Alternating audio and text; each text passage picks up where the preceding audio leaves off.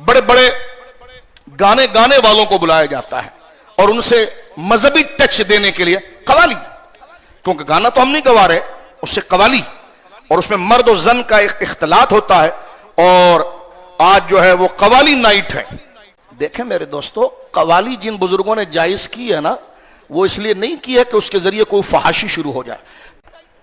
قوالی ہو رہی ہے اور اس میں کلام کیا پڑھا جا رہا ہے جو روافظ نے لکھے ہوئے ہیں، سب نے کالے کپڑے، ایک فیشن چل پڑ گیا، سب کالے کپڑے اس میں پہنیں گے، قوال بھی کالا کپڑا پہنے گا، کیونکہ قوالی نائٹ، اس کے بغیر تو علی، حضرت مولا علی کی محبت کیسے آ سکتی ہے؟ نام مولا علی کا یوز ہوگا، معاذ اللہ، نام دین کا یوز ہوگا، اور ماحول اگر آپ وہاں پر دیکھیں، سیدنا علی اور ان کے خاندان رضی اللہ عنہ نے جس بے حیائی اور غیر شرعی حرکات کے خلاف اپنے گود کے بچے علی اصغر تک کو کربلا میں قربان کر دیا، یہ بھیڑیے ظالم ان کا نام لے کر یزید کا سودا بیچ رہے ہیں۔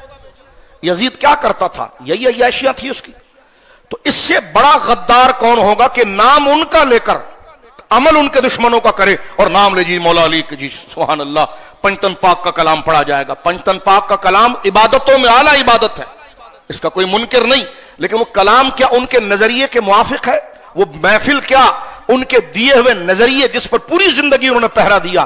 سیدہ زہرا پاک کے آنچل کو نہ آسمان نے دیکھا، نہ کسی فرد انسان نے دیکھا، کیا وہ چیز اس محفل کے اندر ہے؟ بلکہ آپ نے یہاں تک حضرت ابو بکر صدیق رضی اللہ تعالیٰ عنہ کی زوجہ، جو حضرت زہرا پاک کی آخری عمر میں خدمت کر رہی تھی، سیدہ اسما بنت عمیس، ان سے کہا، اسما ایسا ہو سکتا ہے؟ کیونکہ میں دیکھتی ہوں کہ عورتوں کے جنازے اٹھتے ہیں تو ان کے کفن پر غیر مرد کی آنکھ پڑ جاتی ہے، تو ایسا ہو سکتا ہے اسما کہ جب میرا جنازہ اٹھا جائے؟ سیدہ زہرا پاک کہتی ہیں، فرمایا ایک کام تو یہ کہنا کہ میرا جنازہ رات کو اٹھے، اور مزید پردہ یہ کہ کسی مرد کی نظر میرے جنازے کی ڈولی پر بھی نہ پڑے، ایسا کیا کیا جائے؟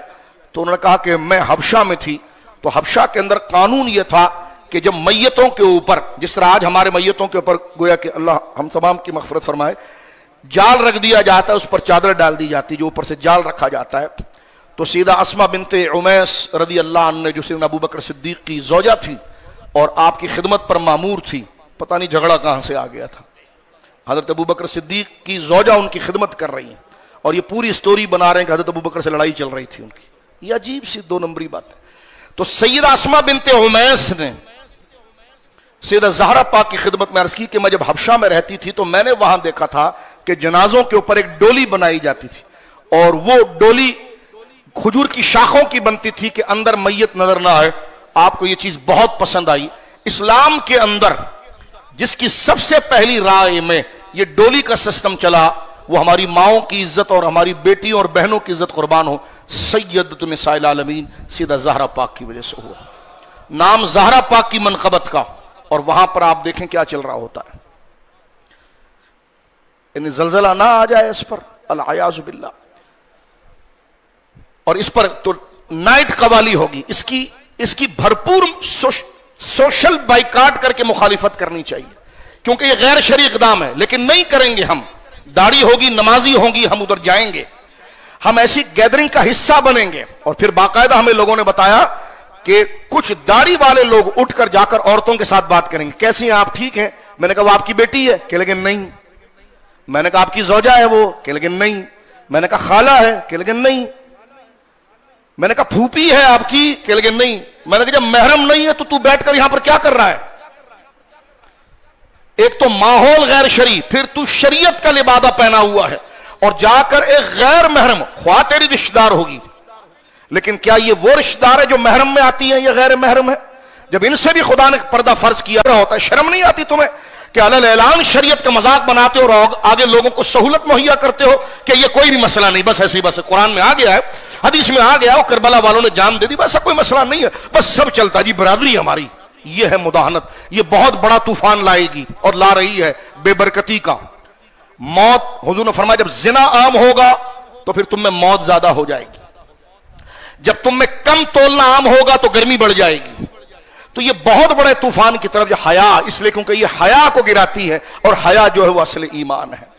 تو گانا بجانا نہیں کر رہے ہم، تو قوالی کر رہے ہیں، اور اس میں عورت مرد سامنے بیٹھے ہوئے ہیں، جو ویڈیو چل رہی ہوتی ہے، ٹھیک ہے، ماحول روافظ کا بنا ہوا جناب، بالکل، اور جو پڑھنے والا ہے جو منہ میں آ رہا ہے پڑھ رہا ہے، وہ کسی کو چاہے تو خدا سے بڑھا دے، کسی کو چاہے تو نبی سے بڑھا دے، اور لوگ کہ کیا شاعری آپ نے پڑھی۔ لوگوں کو شعر کے نظم پر ذوق آ رہا ہے، جو بات وہ کر رہا ہے وہ پتہ ہی نہیں ان کو کہ کیا بات کر رہا ہے۔ اس کے گھر کی بیٹی تو اس کے گھر کا بیٹا تو شادی ہو رہی، یہ شعر پڑھے جا رہے ہیں۔ یہ بھی شعر پڑھا گیا نا کہ اس کے گھر کی بیٹی تھی تو اس کے گھر کا بیٹا تھا، اور وہ تشبیہات کہاں دیا جا رہا ہے؟ خدا کے گھر کا بیٹا، یعنی کیا معاملہ ہے؟ حضرت مولا علی کی یہ شان بیان کی جائے گی؟ سیدنا مولا مرتضیٰ اگر خانہ کعبہ کے اندر پیدا ہوئے ہیں تو یقیناً اس کو بعض علماء نے قبول بھی کیا ہے، شرف و عزت کی، لیکن اس کو شعر کے رنگ میں اگلے کو اشتعال میں لانے کے لیے یہ جملہ کہا جائے گا کہ لڑکا خدا کے گھر کا۔ یہ اشارہ کہاں جاتا ہے؟ کیا کہنا چاہ رہا ہے؟ لڑکا خدا کے گھر کا۔ ہمارے اردو میں کیا کہا جاتا ہے؟ لڑکا فلاں کے گھر کا، یعنی وہ اس کا باپ ہے۔ یہ اشتعال دلانے کے لیے تاکہ لوگوں کے اندر کلام کیا پڑھا جا رہا ہے۔ قوالیاں پہلے تو یہ ہے کہ قوالی جائز ہے کہ نہیں، اور جہاں جو قوالی جائز اشعار کے ساتھ پڑھے جائے اس کے بارے میں یہ سوال ہے۔ جن بزرگوں نے جواز کا حکم دیا انہوں نے شرائط لگا کر دی، اور ایسی کڑی شرائط لگائی ہے کہ وہ شرط والے بندے ہمیں کئی نظر نہیں آتے۔ اب شاید تاجدار گولڑا ہو چاہے دیگر بزرگ ہو، جنہوں نے یہ بات بیان کی اس کے ساتھ شرائط رکھی ہے کہ یہ مزاج ہو، ایسا ماحول ہو، پڑھنے والے کے شرائط یہ ہو، کلام اس طرز کا ہو، اس ماحول کے اندر ہو۔ وہ ماحول ہمیں کئی نظر نہیں آتا۔